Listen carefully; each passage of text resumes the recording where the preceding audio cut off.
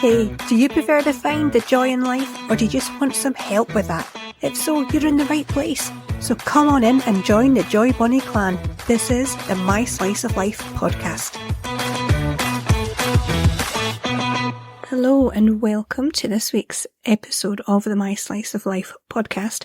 This season is all about what's so super about the supernatural, and this week we are going to dive into Loch Ness and see if there really is a Loch Ness Monster. But before we even go there, and trust me, I will be taking you there, do me a little favour. Leave me a review, leave me a like, tell somebody you know about it. Help spread the word about this little tiny podcast, and I will be forever grateful. Thank you. Now, let's get back to the Loch Ness Monster. Before discussing the monster, I think it's worth painting a picture of Loch Ness, and I would like to stress it is a loch, it is not a loch or a lake. Just want to put that in there and clear up any doubt you may have. It is a freshwater loch in the Scottish Highlands, southwest of Inverness. Now I'll give you a few details here about its size, and that should help paint a really good picture if you've never actually been there or looked it up before. Loch Ness is approximately 23 miles long. It's about 1.7 miles at its widest part, and the average depth is about 132 metres, roughly 433 feet. The maximum depth is approximately 230 metres, about 745 feet. That would be the maximum. The visibility is usually classed as exceptionally low due to the high peat content of the surrounding soil around the loch. Loch Ness is the second largest Scottish loch by surface area. The biggest one is actually at Loch Lomond, but due to its depth, it's the largest by volume in Great Britain. It's the second deepest loch in Scotland. Loch Morar is first, and it contains more water than all the lakes in England and Wales combined. So we are talking a lot of water. There are 9 villages dotted around the loch, and also Urquhart Castle, which you may have heard of. And Drumnadrochit is the village that has the Loch Ness Centre and exhibition. Should you ever be that way, and that's where you'll be wanting to go, so they can tell you all about the area and its history. Now, the loch is one of a series of interconnected, murky bodies of water. It's not a standalone loch. Like the south end is fed by the River Oich, the north end flows into Loch Dochfar, and so on. I mean, there's a lot of different waterways feed into and out of it. And from the north end, like I mentioned, it goes up to Riverness, which then goes into the North Sea. So it's not an isolated body of water by any stretch. And that also means you get many types of fish in it. Things like European eel, northern pike, European sea sturgeon, Atlantic salmon, sea trout, to name a few. There are actually many more, but that's a few in case you're thinking, is there any life in it? Yeah, there's a lot of life in it, which brings us neatly to a life form known as Nessie. Yes, the Loch Ness Monster, often described as a large, long-necked beast with one or more humps sticking out of the water. Think, if you remember your dinosaurs, a plesiosaur seems to be the one that was mentioned over and over again. And from what I can find out, 1933, August 1933 to be precise, the local paper, the Courier, published an account of George Spicer's alleged sighting. But was that the first? No. Come back in time with me. There are stories of a monster being in the area way back to the 7th century AD, and it's said that the Irish monk St. Columba, well known for getting rid of all of Ireland's snakes, he was over here, he travelled the Scottish Islands, he travelled all over this place, and he encountered local residents burying a man by the River Ness. Now notice I'm not saying Loch Ness, it was up by the river, but they're interconnected. So he asked the locals what was going on, and they told him that a man had been swimming in the river when he was mauled and dragged underneath by a water beast. So St. Columba reportedly then sent one of his followers to swim across the river, and the beast approached him. But then St. Columba made the sign of the cross and said, "Go no further. Do not touch the man. Go back at once." And the story goes, the creature stopped in its tracks as if it was pulled back with ropes and fled. However, as good as St. Columba was, he did not get rid of the beast. Now, bearing in mind that was 7th century AD, there have been a lot of reported sightings. Now, I'm not going to go through them all because, seriously, there are loads of them. And I actually have a sighting at the end that I want to tell you about. This is an exclusive, never heard before anywhere.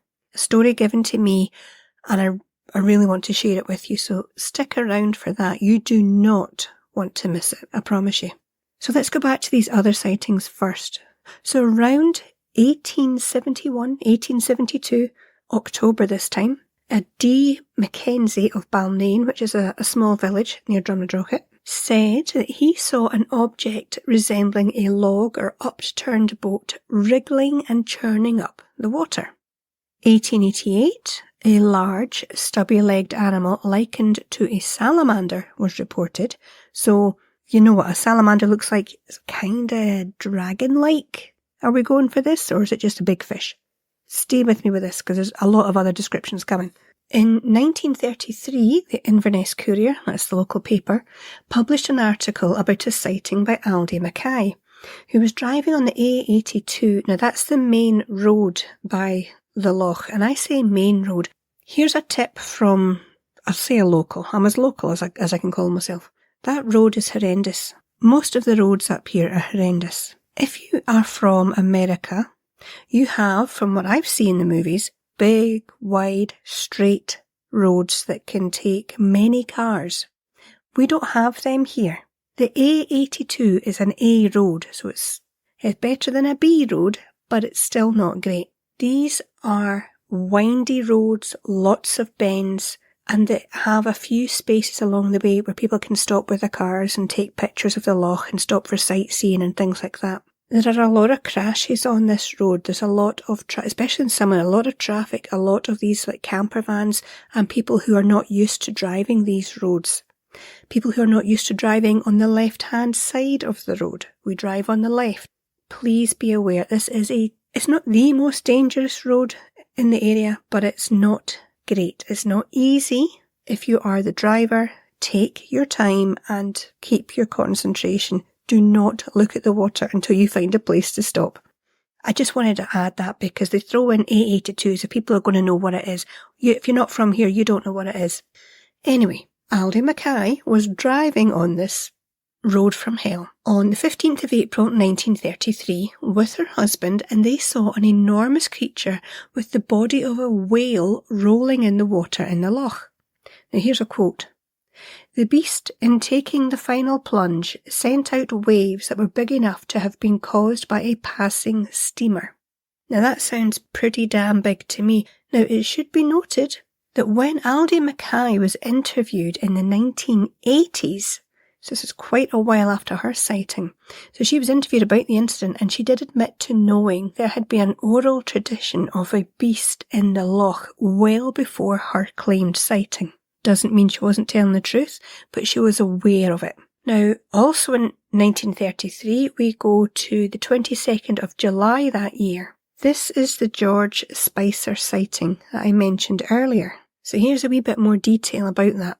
It says George Spicer and his wife reported seeing, quote, "a most extraordinary form of animal," end quote, cross the road in front of their car.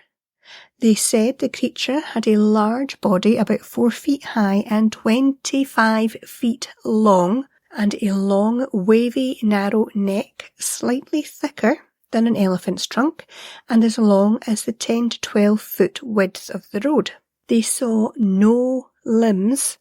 It lurched across the road towards the loch, which was about 20 yards, 18 metres away, leaving a trail of broken undergrowth in its wake. Now, Spicer said it was the nearest thing to a dragon or prehistoric animal he had ever seen in his life. He said the creature had an animal in its mouth. That was in quotes, the animal. It doesn't say what animal. Now, I just want to point out here, if he's telling the truth, now that surely would prove the whole there isn't enough fish in the loch to support a monster theory. Just blows that apart. That's assuming it eats what's in the loch. Now, according to what this guy Spicer is saying, George Spicer, it doesn't eat what's in the loch. It comes out the loch and gets something and then goes back in. However, in 2013, researchers at Columbia University, in inverted commas, proved his story to be fake, saying he got the idea from a King Kong movie, which came out that year and was very popular. I believe George Spicer was from London, if I remember correctly from what I read, and they said that the King Kong movie, remember the old black and white one, it came out that year and it was very popular in the local cinemas in London at the time. How they can prove in 2013 what somebody said in 1933 was not true, I don't know, but they've put 2 and 2 together. They've either came up with 4 or some other figure that they've just pulled out their hat. I want to say something else, but I'll keep it a hat. However, 2 other witnesses, one in 1933 and one in 1934, claimed to see the beast as well. Now, the one in 1933, that was a man called Hugh Gray. He took a photo which experts, in my head I put that in inverted commas as well, because if you've heard my previous episodes, you'll know how I feel about these experts. They say it's his dog. The picture is a picture of his dog with a stick in its mouth.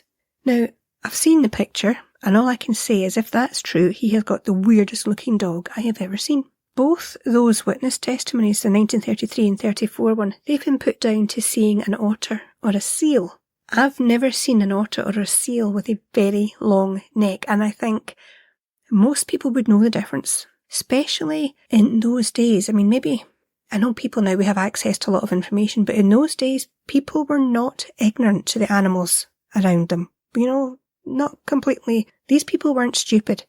And the witness in 1934, he drew a sketch of what he saw. And I've seen that. And it looks like this plesiosaur dinosaur. Added to the fact he was a veterinary student. He knows animals. But the experts still said it was probably an otter. Make of that what you will. So now we come to the famous surgeon's photograph of 1934, and this is probably the one that people are most familiar with. Allegedly taken by Robert Kenneth Wilson and published in the Daily Mail on the 21st of April 1934. He was apparently a gynecologist and he didn't want his name associated with it. That's why it became known as the surgeon's photograph. Now, that photo has since been found to be a hoax. There was a book put out in 1999 called Nessie, the Surgeon's Photograph Exposed, and they discussed this in detail in the book. They said the creature was reportedly a toy submarine built by Christopher Sperling, who was the son-in-law of a man called Marmaduke Wetherill, that's a name, and who was a British South African actor, screenwriter, producer, director, and big game hunter. And this guy Sperling, the son-in-law, he admitted the photograph was a hoax in 1991. However, all this doesn't put people off. People do not give up. They've never given up. There were sonar readings done in 1954, done using a fishing boat called Rival 3. The crew noted a large object keeping pace with the vessel at a depth of about 146 metres, roughly 479 feet. It was detected for 800 metres, get this, that's 2,600 feet, before contact was lost.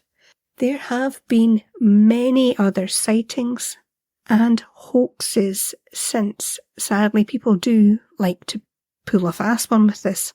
Sightings or other sonar images are quickly put down to, say, otters, seals, algae. Believe it or not, somebody said it was a clump of algae that they'd photographed, or some other known animal. Like the experts just say, no, we know what this is and it's not what you think. But that does not deter Nessie hunters, and many more expeditions have taken place. They've used drones, sonar equipment, submersible cameras and the like. It just goes on and on. It never stops.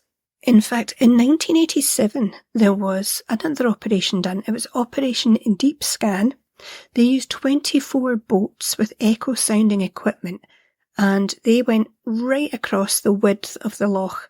They found a lot of debris at the bottom of the loch, which you would expect to find, but they took a lot of photographs, and motion was detected in 3 of their pictures. Now, that doesn't sound much, does it?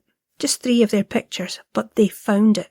And a man called Darrell, I think it's Lawrence, he's a sonar expert, and he said, quote, "There's something here that we don't understand, and there's something here that's larger than a fish. Maybe some species that hasn't been detected before. I don't know." End quote. In 2018, there was a DNA survey done of the water in the loch, bearing in mind they've been told it's all seals, it's otters, it's whatever, right? This DNA survey found no DNA of large fish, such as sharks or catfish, but they found no otter or seal DNA either. But there was a lot of eel DNA. So hold that thought. If you go on to jmir.org, there's an article there called "If It's Real, Could It Be an Eel?" And they've done this study because people try to explain Nessie sightings as eel sightings. Yeah, you've just seen a massive eel. That's all it is. There's nothing weird going on here. Move on.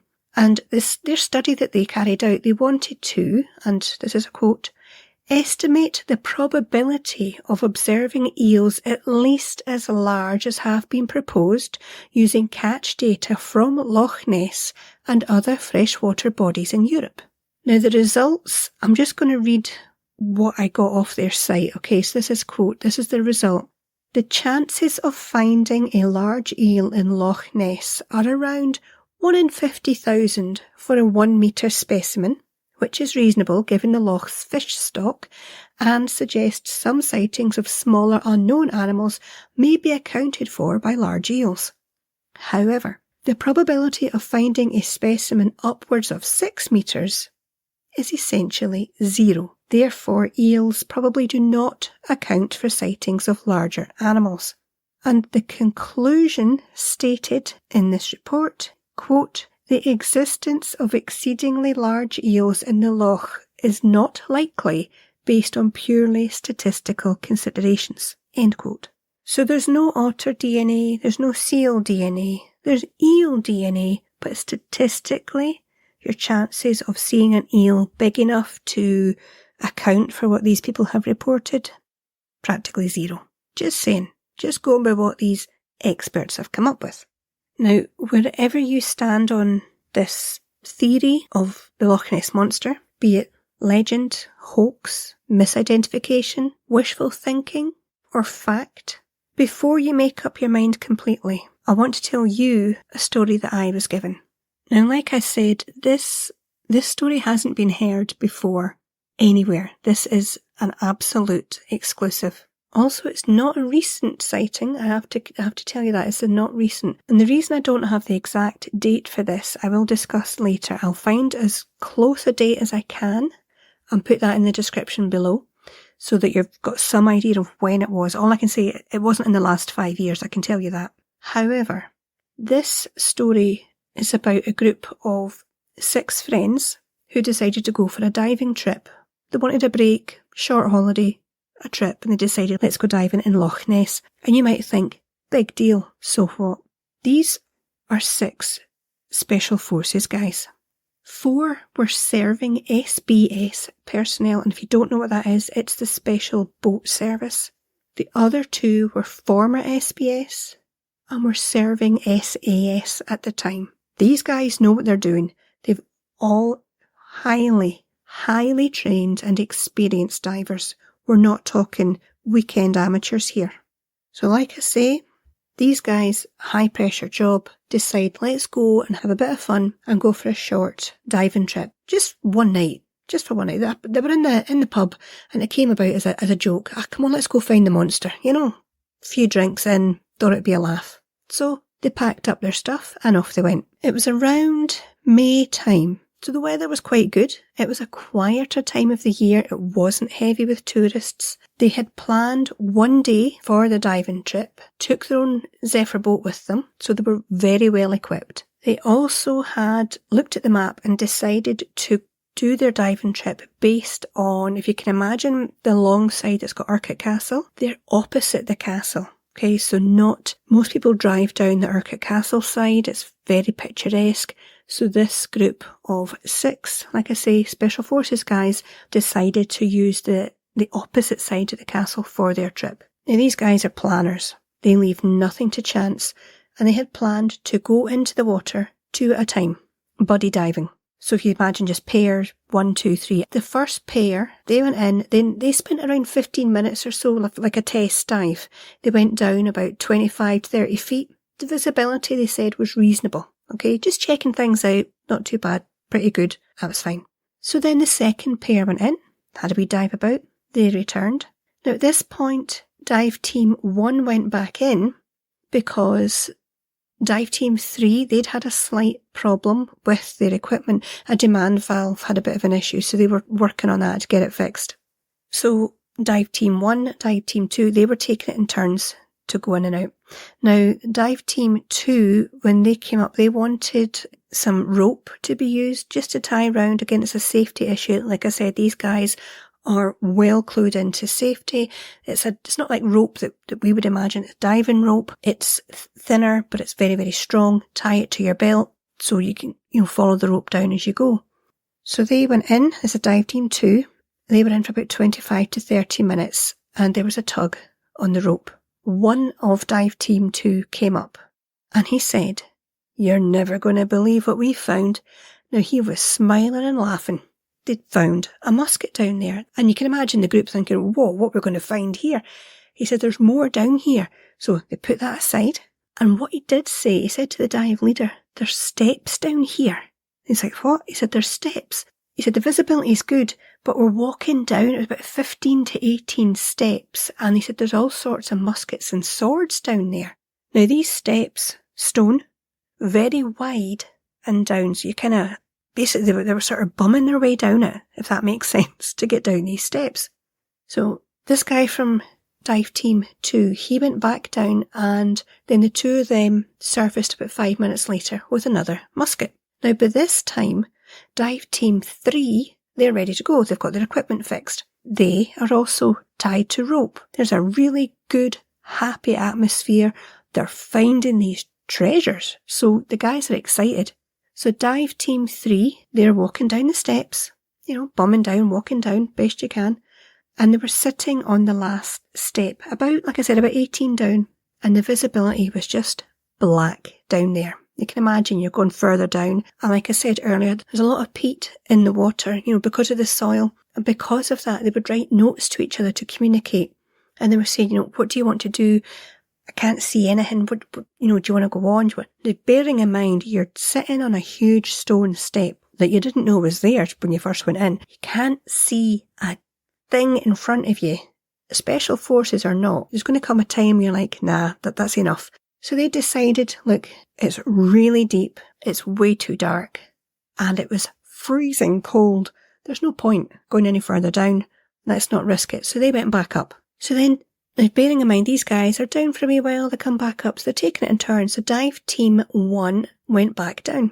After about 10 to 15 minutes, one of those divers pulls on the rope. Okay, so there's a problem. So the third diver went in. These guys are using code on the rope, so they know straight away something's wrong. And one of the guys comes out the water at that point shouting, "There's a problem." And he jumps out the water.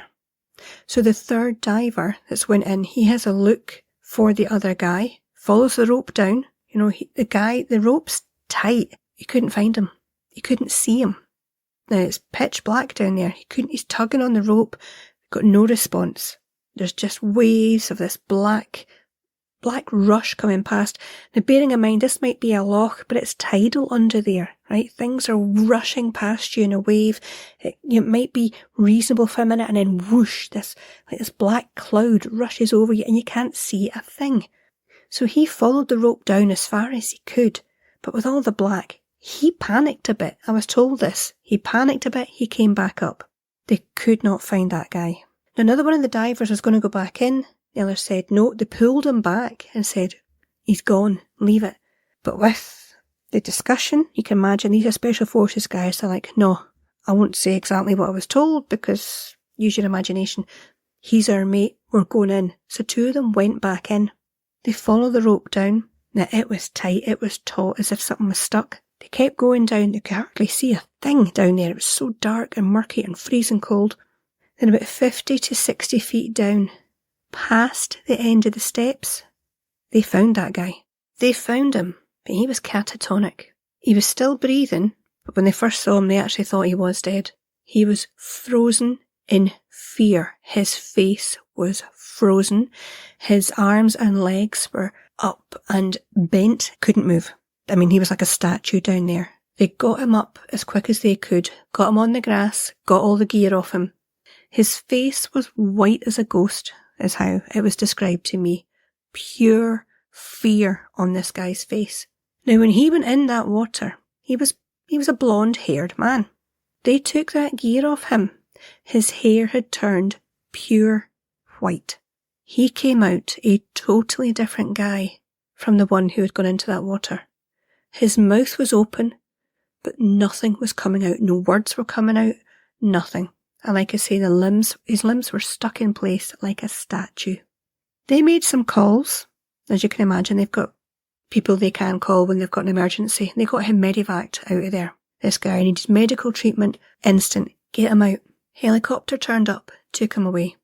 Now, as soon as he's in the helicopter, the others start to talk, what's going on. They're all stunned, as you can imagine. But one of the other guys swears he got a glimpse of something huge and fast down there, and he described it like a huge rubber submarine. If you imagine the size of a submarine, he said this thing was enormous, but it moved like it was made of rubber, and he got a glimpse of it, but he did not hang about. Now, because they were special forces, and because they'd had to have one of their guys medevaced, even though this was on a recreation trip, all of them, the other 5, had to make individual reports, and to do that, they were taken to separate locations. They made the reports about what happened, and they were told, shut up, this never happened. They were then sent on various jobs all over the place, so they were split up and sent away as quick as. About 6 weeks later, one of the team, he found out, I'm going to just say this victim, I'm going to call him a victim. He found out their friend, this victim, he wasn't taken to a medical hospital when that helicopter picked him up. He was taken to the local psychiatric hospital, not a medical ward. So he went to visit him, and he said this guy was a shell. No other way to describe it. He was a shell, completely catatonic, never spoke the whole time he was in there, and he said there was no reaction. Here's his friend standing in front of him, come to visit him, and there was no reaction. He said it was as if the guy had died. It was just a shell sitting there. So his friend returned to visit the following weekend, and he asked to speak to the same matron, I want to visit my friend, and he was told she had died 2 days earlier of a heart attack. He was also refused access to his friend, but demanded to see him, and he'd been moved to a totally different ward in the hospital. Now, I want you to imagine this hospital was one of the old style.